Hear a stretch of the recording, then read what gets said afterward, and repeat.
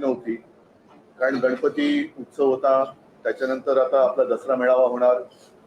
साहजिकच आहे, दसरा मेळाव्यात मला जे बोलायचं ते मी विस्ताराने बोलणारच आहे.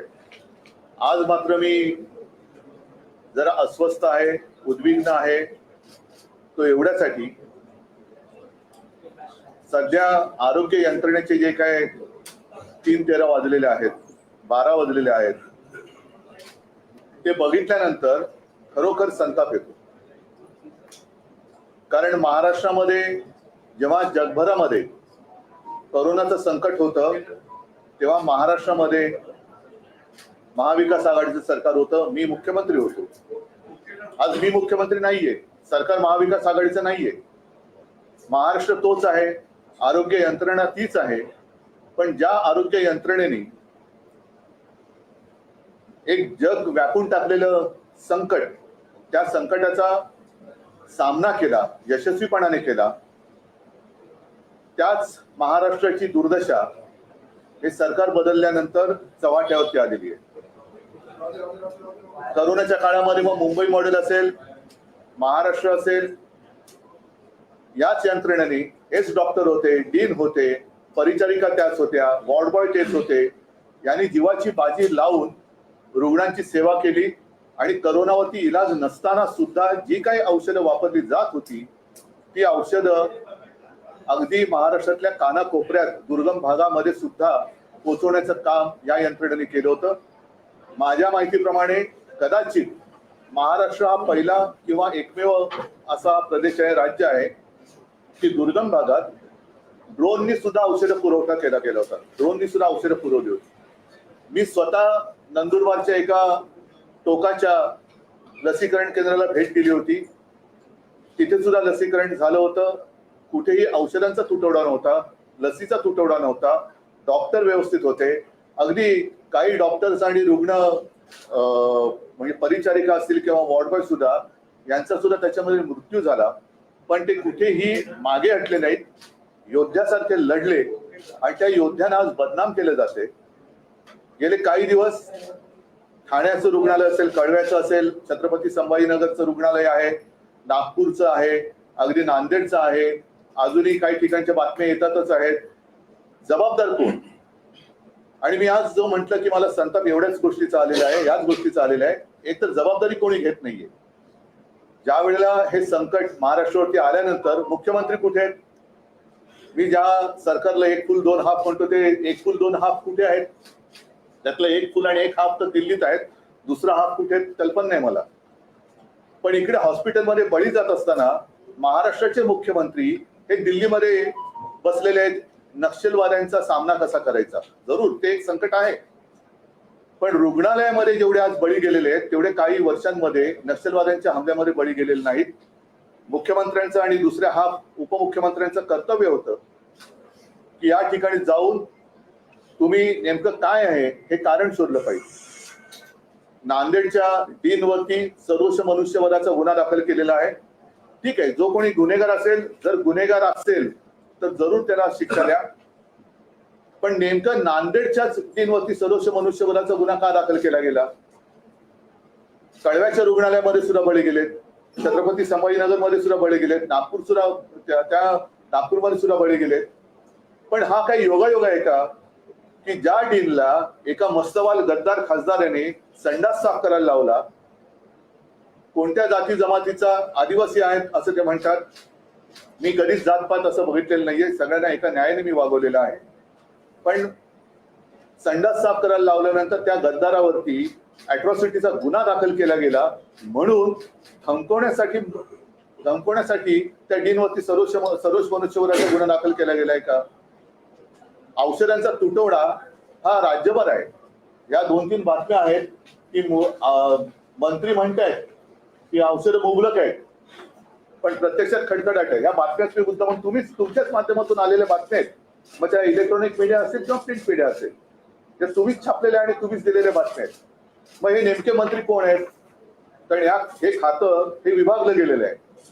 आरोग्य खाते विभागले गेले, हॉस्पिटल कोणाकडे आहेत, बाकी काय कोणाकडे आहे. पण मग हे जे मंत्री दावा करतायत ते कोणी असतील? ही एक बाजू ते मांडत असताना दुसरीकडे तो सुद्धा व्हिडिओ फिरतोय, तुमच्याच माध्यमातून आलेला आहे. चंद्रपूर मधली एक महिला सांगते की आम्ही काय करणार, औषधं आणण्यासाठी आम्हाला लिहून दिलं जातं आणि बाहेरून औषधं खरेदी करा असं सांगतायत. मग प्रधानमंत्र्यांच्या ज्या काही योजना आहेत, महाराष्ट्र सरकार ज्या काही योजना आहेत, महात्मा फुले काय जन आरोग्य योजना आहे, आणखीन काही योजना आहेत, मुख्यमंत्री सहायता निधी आहे, तो मुख्यमंत्री सहायता निधीतून ह्या सगळ्या औषधांचा खर्च केला जाणार आहे का? कारण त्याची सुद्धा एक मला असं वाटतं चौकशी व्हायला पाहिजे की नेमकी ती मदत कोणाला जाते, ती बिलं खरी आहेत तर त्याच्यात सुद्धा काही आहे. हा एक संशोधनाचा विषय दुसरा होऊ शकतो. पण आज औषधं कुठे नाही. करोनाच्या काळामध्ये कुठेही औषधाचा तुटवडा नव्हता. आज दुसरी कोणतीही साथ नाहीये. साथ आहे ती भ्रष्टाचाराची साथ आहे. अगदी आरोग्य खात्यातली ज्या काही पोस्टिंग आहेत त्याच्यासाठी सुद्धा रेड कार्ड ठरवलं गेलेलं आहे असं म्हणतात, असं माझं कानावरती येतंय. अगदी औषधं खरेदी सुद्धा आता दरानुसारच, म्हणजे निविदा प्रक्रिया होणार बंद. मग हे कोणत्या तोंडाने भ्रष्टाचारावरती बोलणार? निविदा प्रक्रियेशिवाय जर का औषध खरेदी करणार असाल तर याचा अर्थ तुम्ही सरळ सरळ भ्रष्टाचाराला दार उघडं करून देता आहात. आज सुद्धा जिथे जिथे औषध खरेदी झालेले नाहीत किंवा औषधं पोचलेली नाहीत तिकडे कोणाचे दलाल बसलेत का याची सुद्धा सीबीआय चौकशी झाली पाहिजे. कारण जर मागे तुम्हाला कल्पना आहे, युतीचं सरकार होतं तेव्हा धरण फुटलं तर खेकड्यांमुळे धरण फुटलं होतं. असे काही खेकडे त्यांच्या हातामध्ये हा कारभार गेलेला आहे का की जे एक हे जे काही धरण आहे ते फोडून भ्रष्टाचाराचं पाणी आपल्या शेतामध्ये वळवत आहेत, असं काही आहे का? हा सगळा जो प्रश्न आहे, मला असं वाटतं हे सरकार आज सामनाने सुद्धा अग्रलेख लिहिलेला आहे, यमाचा दरबार यांनी स्थापलेला आहे. हे सरकार हे नंतर आज आता गोरेगावला पहाटे आग लागली, मुख्यमंत्र्यांनी लगेच मृत जाहीर केली, ठीक आहे, ती करायलाच पाहिजे. पण नुसतं मृतांच्या नातेवाईकांना मदत देऊन भागतंय का? ज्यांचा जीव जातोय ते जीव काय कोणी परत आणू शकत नाही. यांच्याकडे स्वतःच्या जाहिराती करायला पैसे आहेत. हे सरकार, या सरकारला खोके सरकार म्हणतात. ते कशामुळे म्हणतात तुम्हाला माहिती आहे? त्याच्यासाठी यांच्याकडे खोके. गुजरातमध्ये जाऊन मजा मस्ती करायला, गुवाहाटीला जाऊन मजा मस्ती करायला, गोव्यात जाऊन टेबलवरती नाचायला यांच्याकडे पैसे आहेत. पण महाराष्ट्रातील रुग्णांचे जीव वाचवायला यांच्याकडे पैसे नाहीत. असंच सरकार, या सरकारची आता मला असं वाटतं निपक्षपातीपणाने सीबीआय चौकशी झाली पाहिजे. मी निपक्षपातीपणाने एवढ्यासाठी म्हटलं कारण काही जणांवरती जे गुन्हे दाखल केले गेले होते त्यांच्या चौकशीचा फार्स करून त्यांना क्लीन चिट देण्यात आली. हा चौकशीचा फार्स आहे. म्हणजे नुसते विरोधकांच्या मागे चौकशीचं शुक्लकाष्ट लावायचं आणि स्वतःच्या भ्रष्टाचाराला मोकाट कुरण सोडून त्याच्यावरती चराला द्यायचं, हा काही कारभार नाहीये. आणि या सरकारबद्दल मी एक फुल दोन हाफ जे म्हटलं त्यातले दुसरे जे उपमुख्यमंत्री आहेत अजितदादा पवार, ते जेव्हा आमच्यामध्ये होते, विरोधी पक्ष नेते होते, त्यांनी कोर्टाने या सरकारवरती मारलेले ताशेरे जे होते ते भर सभेत बोलले होते. ते ताशेरे म्हणजे हे सरकार नपुसक आहे. कोर्टाला हे कळलेलं आहे की हे सरकार कसं आहे. अगदी सर्वोच्च न्यायालयाला सुद्धा कळलेलं आहे. पण हे सरकार आता लवकरात लवकर घालवलं पाहिजे, कारण याच्या या भ्रष्ट कारभारामुळे लोकांचे आता बळी जायला लागलेले आहे. आणि म्हणून मला असं वाटतं की जनतेने सुद्धा आता जागं झालं पाहिजे. मी महाराष्ट्रातल्या तमाम शिवसैनिकांना आणि शिवसेनेच्या पदाधिकाऱ्यांना एक विनंती करतोय की ज्या काही तक्रारी माझ्यापर्यंत पोहोचतायत त्या काही माध्यमातून सुद्धा येत आहेत, काही माझ्या शिवसैनिकांच्या माध्यमातून पण येत आहेत. सर्वांना सांगतोय, आपापल्या जिल्ह्यातील आपापल्या तालुक्यातील सरकारी रुग्णालयात जाऊन तिथल्या डीनना आणि डॉक्टर्सना विश्वासात घेऊन, कारण ते गुन्हेगार नाहीयेत, औषधाचा पुरवठा होत नाही हा काही त्यांचा दोष नाहीये, पण वस्तुस्थिती जी काही आहे, कुठे कुठे हॉस्पिटलमध्ये औषधं किती पोचलेली आहेत, किती तुटवडा कधीपासून आहे. कारण मला आठवत आहे की जोपर्यंत आमचं सरकार होतं तोपर्यंत महाराष्ट्रामधल्या प्रत्येक सरकारी हॉस्पिटलमध्ये किती कोणत्या म्हणजे रोज किती साठा आहे, तो साठा आणि पुरवठा हे सगळं कॉम्प्युटराइज होतं. ती पद्धत आज चालू आहे का? नसेल तर ती कोणी बंद केली? आणि जो मंत्री ज्याला कळलं की हाफकिनच्या माध्यमातून औषध खरेदी होते तर त्यांनी विचारलं की कोण आहे हाफकिन? असे जर का दिव्य ज्ञानी मंत्री त्या खात्याचे कारभार सांभाळणार असतील तर पहिलं त्यांच्या बुद्धीवरती इलाज करायला पाहिजे आणि मग त्यांच्याकडे खातं दिलं गेलं पाहिजे. तर हा जो काही सगळा एक कारभार चाललेला आहे माणुसकीला सोडून चाललेला आहे. म्हणजे सगळे मंत्री पालकमंत्री कोण होणार याच्यासाठी रुसवे फुगवे चाललेले आहेत. मंत्रीपदासाठी मारामाऱ्या चाललेल्या आहेत. औषध खरेदीसाठी पैसे नाहीत पण परदेशवाल्या चाललेले आहेत. लोकशाही स्वतः चुरगण्यासारखी टेबलवर पडलेली असताना आपले ट्रायब्युनल जे आत्ताचे आहेत ते म्हणजे पेशंट टेबलवरती आणि डॉक्टर दौऱ्यावरती अशी त्याची परिस्थिती होती. तर असा हा सगळा उथळ कारभार चालू असताना महाराष्ट्राच्या जनतेने आता या मंत्र्यांना ठिकठिकाणी जाब विचारला पाहिजे. नुसतं डीन वरती ढकलून हे चालणार नाही. कारण आज काही डॉक्टरांनी सुद्धा एक लेख लिहिलेला आहे, मला वाटतं लोकमत मध्ये चाललेलं आहे.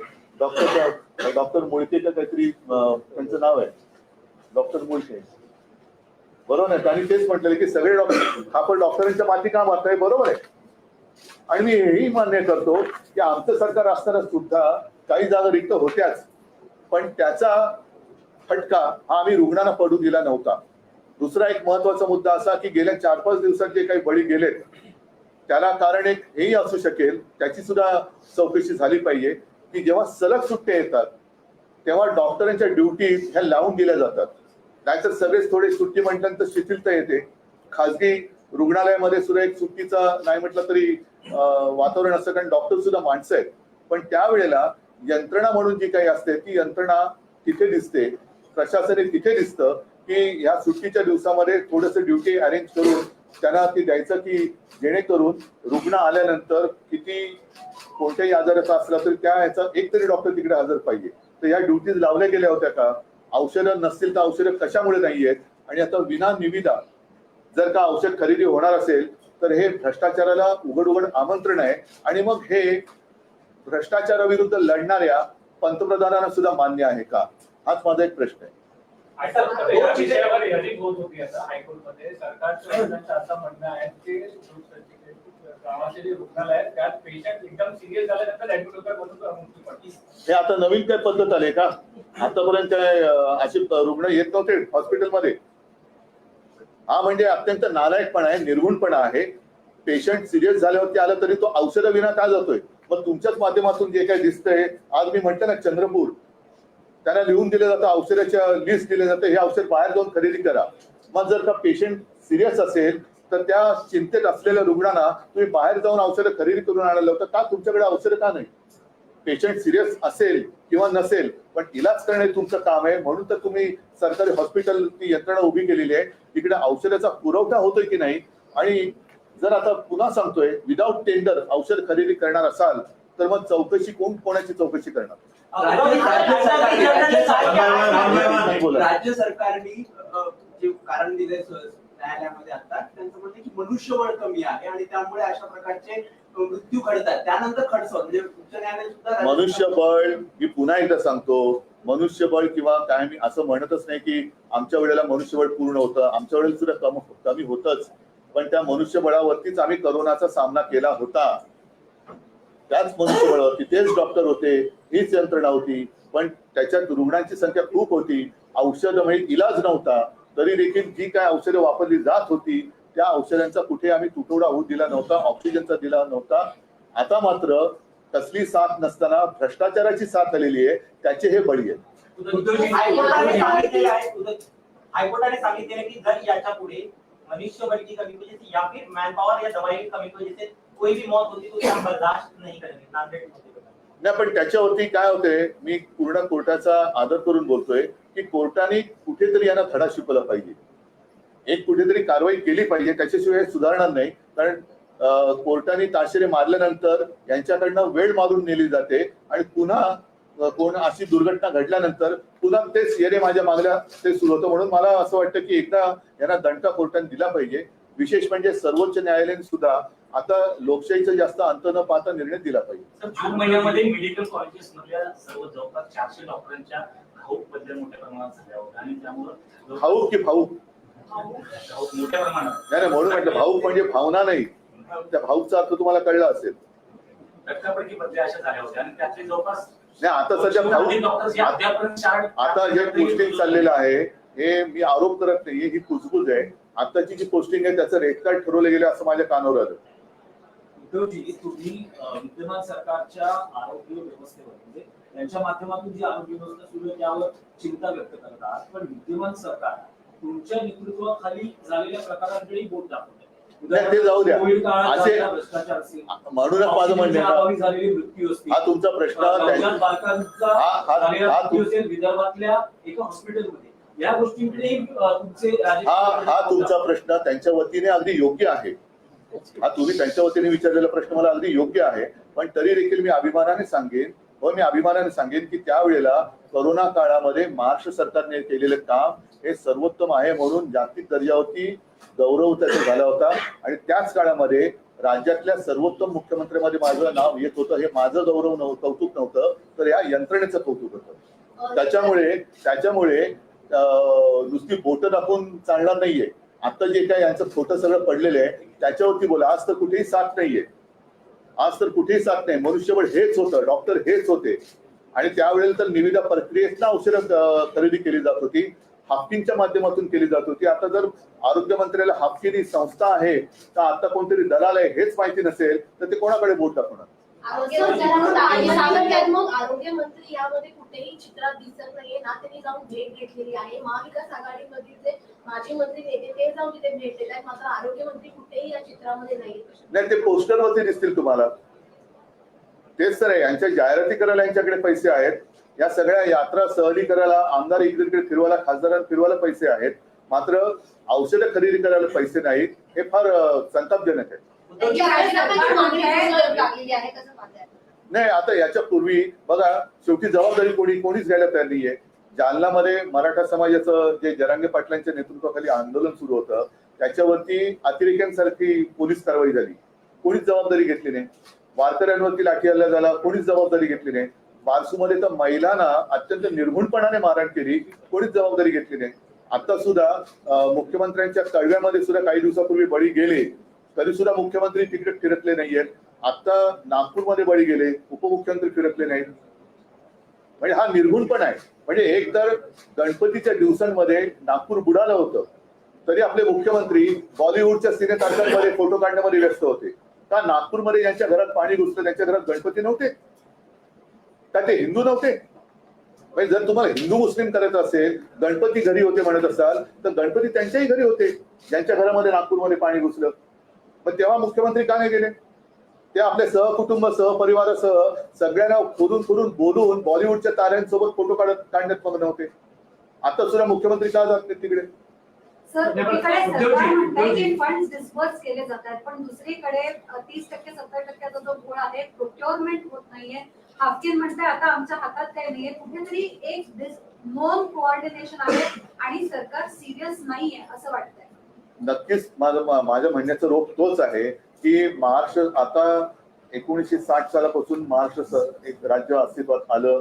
त्याच्यानंतर गेली इतके वर्ष आपलं कारभार चाललेला आहे, एक यंत्रणा लागलेली आहे. आणि मी पुन्हा सांगतो की करोना काळामध्ये जी यंत्रणा होती तीच यंत्रणा आता सुद्धा आहे.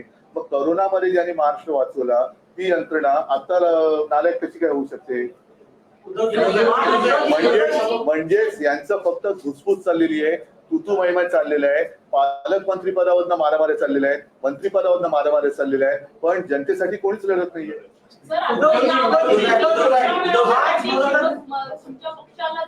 त्याच्यावरती नंतर बोलेन आणि दसरा मेळाव्यात मला जे बोलायचं ते मी बोलेन. त्या ठिकाणी तुम्ही प्रत्यक्ष जाऊन काही माहिती घेणार असाल किंवा पाहणी करणार आहात? काय जाऊन पाहणी करू? हे जर असंच दिसत असेल तर पाहणी तरी काय करायची? गेलेल्या माणसांबद्दल जाऊन सांत्वन तर करायला पाहिजे, हा भाग वेगळा. पण माझं म्हणणं तेच आहे की आज तुम्ही कोणीच नाहीये, मी मुख्यमंत्री नाहीये. आणि जसं तुम्ही प्रश्न विचारला, माझा पक्षही चोरलाय, चिन्हही चोरलंय, पण ज्यांनी चोरलंय ती चोर मंडळी इकडे काय नाही करत? काम त्यांचं आहे, कर्तव्य त्यांचं आहे. आणि हे सुद्धा जर आम्ही करायचं असेल तर मग हे कशाला पाहिजे? आमचं सरकार पाडलं कशाला? आम्ही तर करतच होतो काम. मग आता हे जात का नाही? चोर कंपनी जात का नाही तिकडे? मार्च 2023 मध्ये एक बॉडी बनवण्यात आली, पण 6 महिने झाले अजूनही मेंबर. आणखी एक गोष्ट मला सांगा, करोनाच्या काळामध्ये आमच्या सरकारने एक टास्क फोर्स निर्माण केला होता. आता करोनाची साथ गेल्यानंतर साहजिकच आहे, फक्त एकच आहे, दुर्दैवाने माझं सरकार गद्दारी करून यांनी पाडलं. त्याच्यामुळे मला टास्क फोर्सचं तसं काही नीट आभार मानता आले नाहीत. कारण ही सुद्धा तज्ज्ञ लोक होती आहेत. आता तो टास्क फोर्स मध्ये रद्द केला गेला आणि नवीन टास्क फोर्स नेमला. त्याच्यामध्ये मला वाटतं लष्कराच्या सुद्धा अधिकारी एक त्या महिला आहेत त्यांना घेतलेले आहे. मग हा टास्क फोर्स करतोय काय? आता या टास्क फोर्स वरती काय जबाबदारी दिलेली आहे? काम काय आहे? का नेमलेला आहे हा टास्क फोर्स? मग तुम्ही जे म्हणता मी जाणार का, ह्या टास्क फोर्सला पाठवा तिकडे. टास्क फोर्सने जावं सगळ्या हॉस्पिटलमध्ये, राज्याचा दौरा करावा आणि विचारपूस करावी औषधं आहेत की नाही. नेमकं तुम्ही आता म्हणताय की रुग्ण सिरियस होऊन तिकडे येत आहेत, तर जनजागृती करा.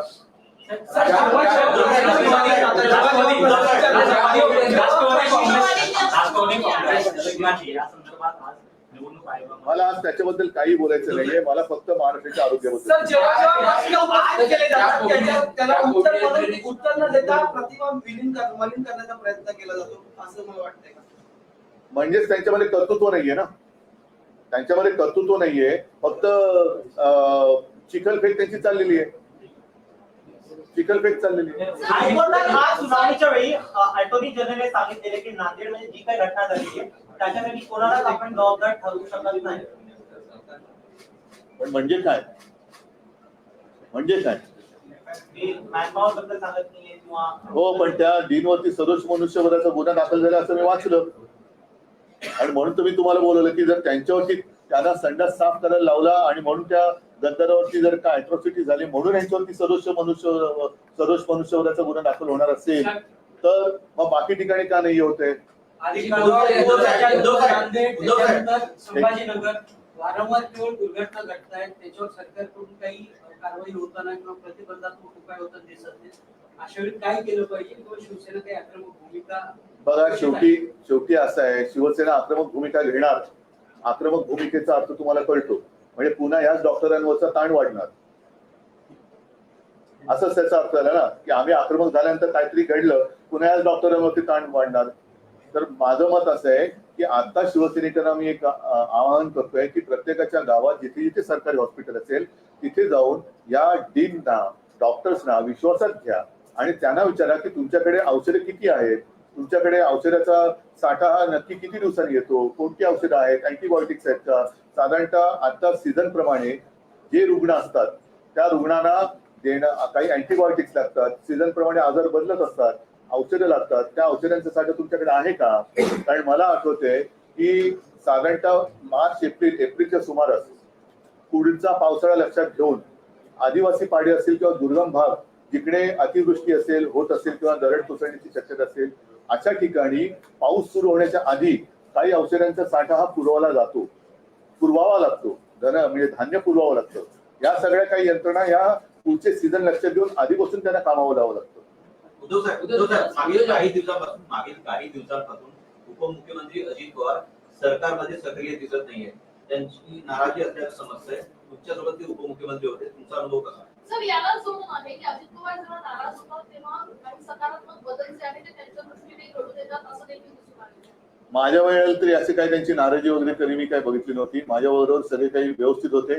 उलट ते चांगलं काम करत होते म्हणून जी काही ज्या लोकांच्या पोटात दुखत होते त्यांच्या उरावरती आता अजितदादा बसलेले आहेत.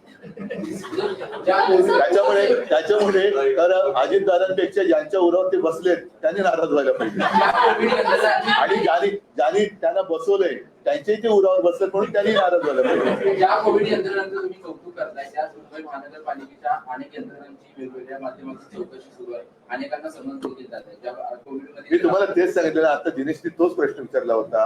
हे स्वतः भ्रष्ट लोक आहेत आणि आता काय होतं, काही गोष्टी मी रस्त्याच्या वेळेस बोलणार आहेत की कोणत्या तोंडाने चौकशी करणार, असं कोणती साथ नाही आहे. आणि त्यावेळेला सुद्धा जे कोविड काळातला भ्रष्टाचार म्हणतायत, मग कोविड काळाचा भ्रष्टाचार पीएम केअर फंडापासूनचा काढा, संपूर्ण देशाचा कारभार त्याची चौकशी करा, माझी तयारी आहे. जर मुंबई महापालिकेत घोटाळा झाला, भ्रष्टाचार झाला असा यांचा जर का समज असेल तर मग मात्र ठाणे, पिंपरी चिंचवड, नागपूर, बिटपूर पासून काश्मीर ते कन्याकुमारी तुमचं आहे ना सर्व काय समान नागरी कायदा, मग समान चौकशी करा. अगदी उत्तर प्रदेश पण त्याच्यात घ्या, गुजरात पण त्याच्यात घ्या. व्हेंटिलेटर कोणाकडनं घेतले होते, ते का बिघडले होते, या सगळ्याचा तुम्ही पर्दाफाश करा, आमची तयारी. सर, या सरकारकडून वेगवेगळे मेडिकल कॉलेजेस जाहीर केले जातात पण इकडे डॉक्टरांची भरती होत नाही असा आक्षेप डॉक्टरांनी घेतलाय. जे हॉस्पिटल्स आहेत मुंबईतले त्यांची तिकडे बदली केली जाते आणि त्यामुळे हा ताण वाढतो. तर भरती का केली जात नाही असं तुम्हाला? आता हाच तर मुद्दा आहे ना. आता त्यावेळेला नाही, मी तुम्हाला सांगितलं ना की त्यावेळेला जेव्हा मी हा कारभार बघत होतो तेव्हा तुम्हाला सर्वांना कल्पना आहे, मी ती जबाबदारी स्वतः घेतली होती एक कुटुंब प्रमुख म्हणून, आणि तुमच्याच माध्यमातून किंवा फेसबुक लाईव्हच्या माध्यमातून जनतेशी मी संवाद साधत होतो. कुठे आपल्याला काही कमतरता आहे ती त्यांना सांगत होतो, काय करावं हे सांगत होतं. तसं विश्वास देणारं आज कोणीच दिसत नाहीये. नुसतं स्वतःच्या अंगावरचं झुरळ दुसऱ्यावरती झटकायचं हेच काम यांचं चाललेलं आहे. मात्र यांना मिरवण्याचा जो काही एक शौक आहे प्रत्येक ठिकाणी, म्हणजे गणपतीमध्ये मिरवायचं, बॉलिवूडच्या लोकांना बोलवायचं, आणखीन कुठे जाऊन मिरवायचं, हे सगळे जे काही मिरवणं आहे ना, त्या मिरवण्यापैकी काही टक्के जरी पैसा या यंत्रणेवरती वापरला तरी मला असं वाटतं राज्य सुरळीत चालेल. उद्धवजी, संजय सिंगला अटक झालेली आहे. नाही, आज मी काही बोलणार नाही या विषयावर. मी दसराच बोलेन.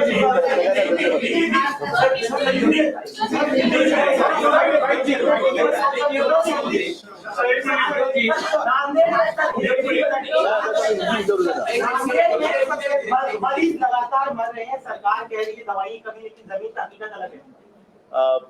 सिर्फ नांदेड़ ही नहीं, कुछ दिन पहले मुंबई के नजदीक थाना, जहां से मुख्यमंत्री उनके यहाँ जो हॉस्पिटल है कड़वा, छत्रपति शिवाजी महाराज हॉस्पिटल, फिर राजश्री छत्रपति शाहू महाराज शासकीय वैद्यकीय कोल्हापुर, और डॉक्टर शंकरराव चौहान हॉस्पिटल नांदेड़, हाटी रुग्णालय छत्रपति संभाजीनगर, मेयो रुग्णालय नागपुर, सभी जगह पर यह दुर्घटना हुई है। और मैं तो यही कहता हूं, जो भी सिस्टम है, यंत्रणा, वो वही है जिसने कोरोना के समय में काम किया था, अच्छा काम किया था, और उसके नतीजे आप सबको पता है। उस वक्त मैं चीफ मिनिस्टर था और कई बार देश में एक अच्छा मुख्यमंत्री, उसमें मेरा नाम आया था। वो गौरव मेरा नहीं था, इन लोगों का था। यही डॉक्टर्स है, यही नर्सेस है, यही सब वार्ड बॉयज है। उस वक्त कोरोना के लिए कोई इलाज नहीं था, लेकिन जो भी दवाइयाँ यूज कर रहे थे उनकी कभी भी हमने कभी नहीं होने दी थी। आज अचानक ऐसे क्या हो गया, कौन सी ऐसी बीमारी है, कौन सी ऐसी महामारी आई है कि लगातार लोग मर रहे हैं और कोई कुछ नहीं बोल रहा है, कोई कुछ नहीं बोल रहा है। किसकी जिम्मेदारी है? कहाँ है हेल्थ मिनिस्टर? कहाँ है? दो हेल्थ मिनिस्टर है, एक चीफ मिनिस्टर और दो, जिससे मैं एक फुल दो हाफ कहता हूँ। कहाँ गए वो लोग? मुख्यमंत्री भी नहीं है, दोनों उप मुख्यमंत्री नहीं है।